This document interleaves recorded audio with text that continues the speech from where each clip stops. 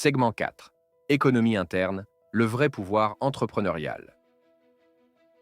Robert Kiyosaki révèle un secret que 99% des gens ignorent complètement. Il n'y a pas de mauvaise économie. Nous avons tous une économie externe, mais nous avons aussi une économie interne. Cette distinction fondamentale sépare les entrepreneurs qui réussissent de ceux qui échouent, indépendamment des circonstances extérieures. La différence entre focus interne et focus externe, Kiyosaki l'explique avec une clarté saisissante. Le pouvoir de la volonté, c'est changer notre économie interne. Moi, je peux voir le bon, je peux voir le mauvais. Je m'en fiche complètement parce que je vais être riche de toute façon. Cette indifférence n'est pas de l'arrogance, c'est de la maîtrise mentale. Une personne avec un focus externe regarde constamment les nouvelles économiques, les taux de chômage, l'inflation, les crises géopolitiques. Elle attend que les conditions extérieures s'améliorent pour agir. Elle dit « J'investirai quand le marché sera plus stable. Je créerai mon entreprise quand l'économie ira mieux. » Une personne avec un focus interne développe ses compétences, affûte ses stratégies, renforce son mental, peu importe les circonstances. Elle comprend qu'elle ne contrôle pas l'économie mondiale, mais qu'elle contrôle totalement ses décisions, ses actions et ses réactions. L'économie personnelle faible, le piège de la victimisation, Kiyosaki identifie clairement le problème. Une personne pauvre avec une économie personnelle pauvre ne verra toujours qu'une mauvaise économie. Pourquoi ? Parce qu'elle projette sa faiblesse interne sur le monde extérieur. Sa réalité personnelle déforme sa perception de la réalité économique. Cette personne cherche constamment des coupables externes. C'est la faute du gouvernement, les riches nous exploitent, le système est injuste, il n'y a pas d'opportunité. Elle développe ce que les psychologues appellent un locus de contrôle externe. Tout ce qui lui arrive dépend de facteurs qu'elle ne maîtrise pas. L'économie personnelle faible se caractérise par plusieurs symptômes.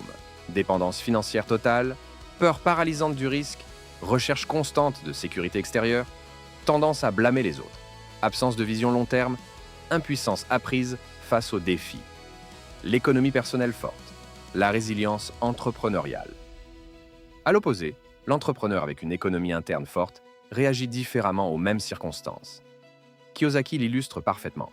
Un vrai entrepreneur, quand il tombe, dit « Oh, c'est fantastique, je vais remonter plus haut ». La personne moyenne tombe et dit « Oh, je vais prendre du Prozac ». Cette différence de réaction révèle deux programmations mentales opposées. L'entrepreneur voit chaque échec comme une formation gratuite, chaque crise comme une opportunité de marché, chaque difficulté comme un test de caractère qui le renforce. L'économie personnelle forte développe ce que Kiyosaki appelle l'intelligence financière. Capacité à résoudre les problèmes d'argent, aptitude à transformer les obstacles en opportunités, résilience face aux revers financiers, vision stratégique long terme. Le contrôle interne. La vraie sécurité ? L'entrepreneur, son premier travail, c'est contrôler ici-dedans, pas là-dehors, explique Kiyosaki en pointant sa tête, puis l'extérieur. Cette phrase résume l'essence du mindset entrepreneurial. Maîtriser son monde intérieur pour influencer son monde extérieur. Le contrôle interne commence par accepter une vérité dérangeante. Vous êtes 100% responsable de vos résultats financiers. Pas l'économie, pas le gouvernement, pas votre patron, pas vos parents. Cette responsabilité totale terrifie la plupart des gens car elle les prive de leurs excuses favorites. Pourtant, cette responsabilité est libératrice. Si vos résultats dépendent entièrement de vous, alors vous avez le pouvoir de les changer. Si vos résultats dépendent d'autres personnes ou de circonstances externes, vous êtes condamné à subir passivement. La prophétie autoréalisatrice, vous attirez ce que vous pensez. Kiyosaki observe un phénomène fascinant. Les gens qui ont peur de perdre leur emploi perdent généralement leur emploi.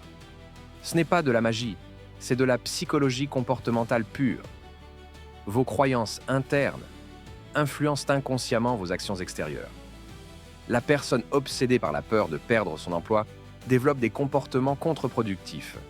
Elle évite les risques, refuse les responsabilités supplémentaires, n'innove pas, ne se forme pas, reste dans sa zone de confort. Ces comportements défensifs augmentent paradoxalement ses chances d'être licencié. L'entrepreneur qui s'en fiche de perdre son emploi, puisqu'il n'en a pas, développe des comportements opposés. Prise d'initiative, innovation constante, formation continue, acceptation des défis. Il devient naturellement plus performant et plus résistant aux crises. Les deux types d'économie, perception versus réalité, Kiyosaki révèle une nuance cruciale souvent incomprise. Il peut exister simultanément une bonne économie et une mauvaise économie selon votre position et vos compétences. Pour moi, je peux voir le bon, je peux voir le mauvais. Je m'en fiche parce que je vais être riche anyway. Pendant la crise de 2008, des millions de personnes ont perdu leur emploi, leur maison, leurs économies. Simultanément, des investisseurs astucieux ont acheté des biens immobiliers à prix cassés, des actions sous-évaluées, des entreprises en difficulté qu'ils ont redressées. Même économie externe, résultat radicalement différent. La différence? L'économie interne. Les perdants avaient une économie personnelle fragile, dépendance totale au salariat, absence de réserve, méconnaissance des cycles économiques, panique face à l'incertitude. Les gagnants avaient une économie personnelle solide, diversification des revenus, réserve de liquidité, connaissance des opportunités de crise, sérénité dans la tourmente. L'indépendance géographique et psychologique. Kiyosaki pousse le concept d'économie interne jusqu'à ses limites logiques. Si mon gouvernement ne m'aime pas, je déménage dans un autre pays parce qu'ils ont besoin d'entrepreneurs là-bas. Cette liberté de mouvement reflète une indépendance psychologique totale. L'entrepreneur avec une économie interne forte n'est jamais prisonnier d'un lieu, d'un système, d'une situation. Ses compétences sont transférables, son mindset est adaptable, ses revenus ne dépendent pas d'un employeur unique ou d'un marché local. Il porte sa richesse dans sa tête, pas dans sa géographie. Cette mobilité mentale et physique lui donne un avantage énorme sur les employés dépendants d'un lieu, d'une entreprise, d'un système social spécifique. Quand les conditions se dégradent, il migre vers des environnements plus favorables. Il suit les opportunités au lieu de subir les contraintes. Le test du caractère selon Kiyosaki. Quand vous n'avez pas de salaire, vous devenez plus affamé, plus intelligent. Et c'est un test de votre caractère. Allez-vous devenir un escroc? Allez-vous devenir malhonnête? Allez-vous tricher et voler? Ou allez-vous devenir un meilleur être humain? Cette question révèle la philosophie profonde de Kiyosaki. L'absence de sécurité financière externe révèle votre vrai caractère. Certains craquatent moralement sous la pression. Ils mentent sur leur CV, fraudent les assurances, volent leurs employeurs, trichent avec les impôts. D'autres se renforcent moralement. Ils développent leur créativité, affinent leurs compétences, créent de la valeur authentique, bâtissent des relations solides. C'est vraiment le bénéfice de devenir entrepreneur.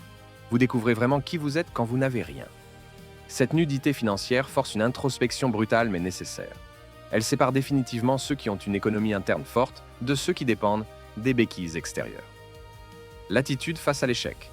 La différence fondamentale, l'économie interne forte transforme radicalement la perception de l'échec.